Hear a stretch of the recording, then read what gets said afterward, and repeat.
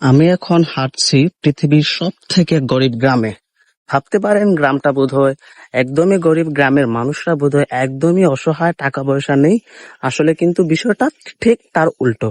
টাকা পয়সা আছে সবারই, সবার ঘর, প্রায় ম্যাক্সিমাম মানুষের ঘর হচ্ছে দালান।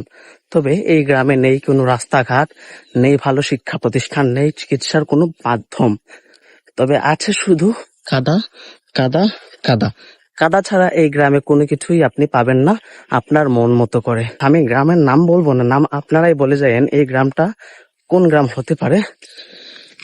এমন একটি গরিব গ্রাম, মানুষ কিন্তু গরিব না। আমি আবারও বলছি, এই গ্রামের মানুষের যথেষ্ট পরিমাণ টাকা আছে, তবে নেই রাস্তাঘাট করার মতো সক্ষমতা, সাহস, স্বাবলম্বতা।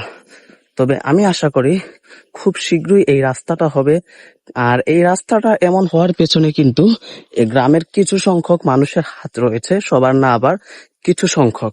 এই গ্রামটা দেখে মনে হবে পৃথিবীর বুকে একটি মাত্র এমন গ্রাম, যে গ্রামে নেই শব্দ দূষণ, নেই শহরের কোনো কোলাহল, আছে শুধু শান্তি, নীরবতা এবং প্রকৃতির সুন্দর মায়া। কিন্তু এর মধ্যেই লুকিয়ে আছে কাদাভরা, খারাপ এবং জঘন্য রাস্তা। এই রাস্তাটার জন্য আমরা অনেকেই শহরে যেতে পারি না, আসতে পারি না।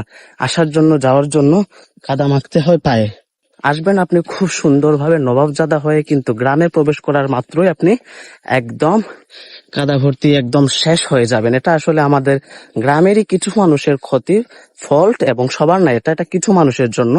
তবে আমরা সবাই যদি বুঝে এক মত হয়ে এই রাস্তাটা করি, তাহলে হয়তো এই রাস্তার, এই গ্রামের সবকিছুরই উন্নতি হবে।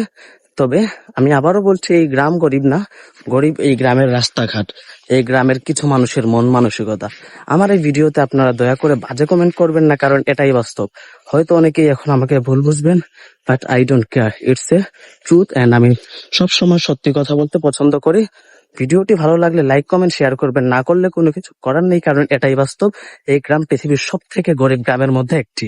ধন্যবাদ।